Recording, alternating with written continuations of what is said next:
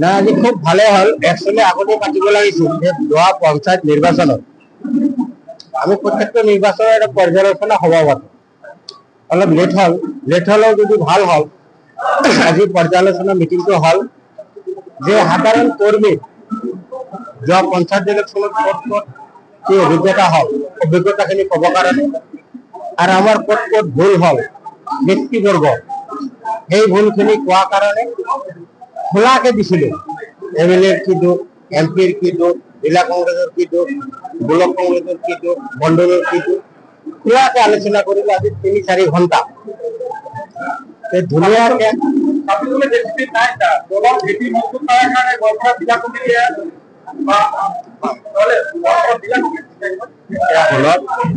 কথাকে শেষ কৰিব দিয়ক। এতিয়া আজি পৰ্যালোচনা সভা হয়।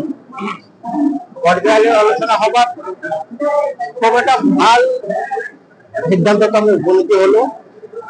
সাধারণ ওয়ার্কারের কথা যে কিছু সংগঠন রদ বদল বিক্ষোভ করলে ভাল হয় সবাই সেইখিনিয়ে সিদ্ধান্ত লল।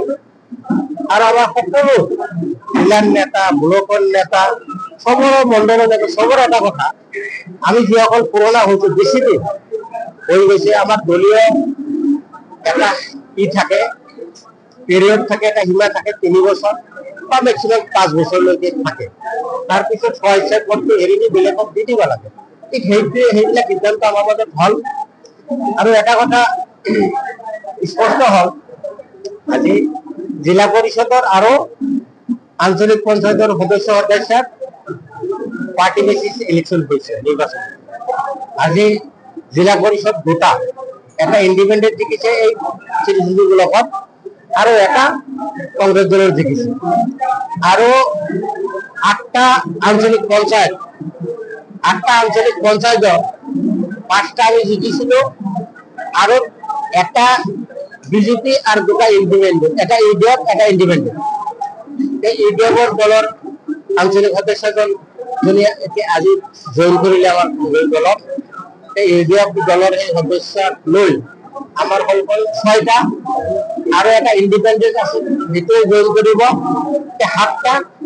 খালি বিজেপি এটা আছে বিজেপিটা আমাৰ ঘৰত থাকিব আমাৰ লগত দল ত্যাগ কৰি আহিব। কিন্তু এওঁলোকৰ কথা যিখিনি সম্ভৱ 3 মাহ 4 মাহ পিছত তেওঁ কিজানি নাথাকিব। গতিকে আমি আঞ্চলিক পঞ্চায়তৰ 100% সদস্যৰে আমি আঞ্চলিক পঞ্চায়তটো গঠন কৰিম কংগ্ৰেছ দলত। মেইন কথা হল সেইখিনি। এতিয়া আপোনালোকে কি সুধিব লগা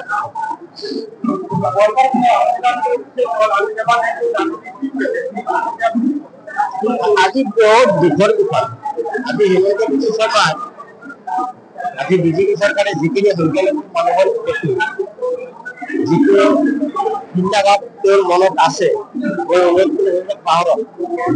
ইলেকশ্যন বেছি দিন নাই, আপোনালোকে অলপ চিন্তা কৰক। আজি মুখ্যমন্ত্ৰী আছে কালিলৈ নাথাকিব, এতিয়া আপোনাৰ অৱস্থা কি হব? গতিকে এটা কমিউনিটিক টাৰ্গেট কৰি এই উচ্ছেদ অভিযানটো বন্ধ কৰক। তেওঁ কৈছে অসমীয়াৰ মাটি উদ্ধাৰ কৰি আছে।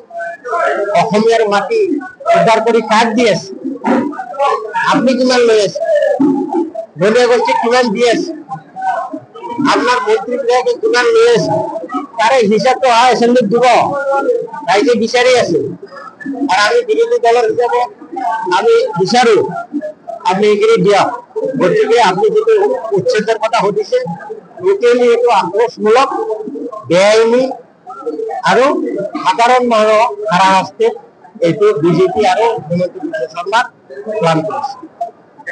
মোৰ গোৱালপাৰা সমষ্টিৰ ভিতৰত এটাই এআইডিএফ দলৰ প্ৰতিনিধি হৈছিল।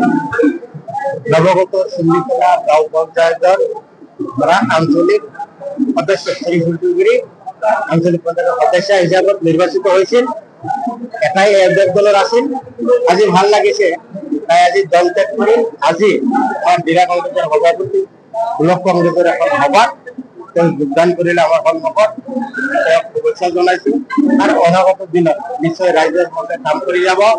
তাইৰ লগত নিজে বিধায়ক তাইৰ যিখিনি ৰাইজৰ কাম কৰাতে অসুবিধা হ'ব মই সহায় কৰিম আমাৰ এমপি আছে এমপি সহায় কৰিব আঞ্চলিক পঞ্চায়ত আজি গঠন হ'ব কংগ্ৰেছ দলত গোটেই আঞ্চলিক পঞ্চায়ত তাইৰ লগত থাকি ৰাইজৰ কাম কৰা ৰাইজৰ সমৰ্থন লৈ দল ত্যাগ কৰি কংগ্ৰেছ দল যোগদান কৰিছোঁ আজি মই যোগদান ভাল লাগিছে যে ব্লক কমিটিৰ মিটিঙত মই আজি আঞ্চলিকভাৱে যোগদান কৰিছোঁ আৰু ৰাইজৰ সমৰ্থন কৰিছে সেইকাৰণে আৰু 26ত ইলেকশ্যনত দিলে যে MLA টিকেট পাব তাতে মই জিকাম বুলি